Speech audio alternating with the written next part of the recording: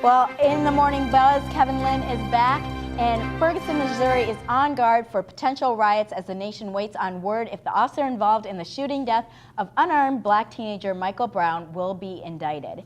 Even here in Pasadena, with the yet unreleased internal investigation report of the shooting of another unarmed black teenager, Kendrick McDade, Police Chief Sanchez addressed the City Council and urged residents to remain calm regardless of the news. Take a listen to what he said to the City Council.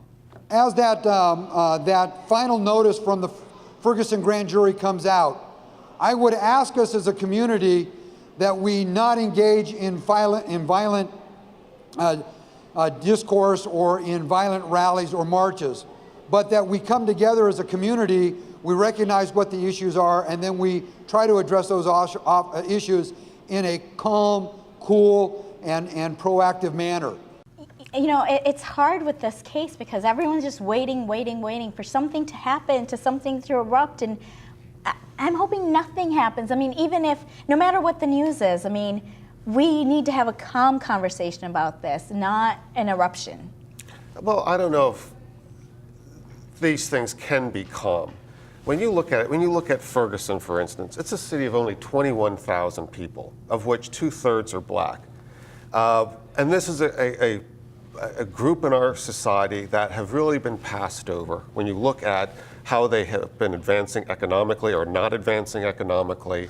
There's some bigger issues. And I believe Ferguson is more emblematic of things going on across the country, where we've hollowed out our manufacturing base. So that ability to progress economically has been cut off from many people. But police are just reacting differently. I mean, the numbers are out that, you know, African American males for kind of similar crimes are being, you know, jailed more, arrested more, and shot more. And that happened here in the Kendrick McDade shooting. Obviously, there was a lot of confusion in that shooting with, a fraudulent call saying that the men were armed. Right, exactly. But, you know, we don't know because the investigation isn't being released as to were the proper steps taken. I don't know. I don't know if it's a question of proper steps taken. Again, we have a whole section of our, you know, a demographic in our country that really have been passed over.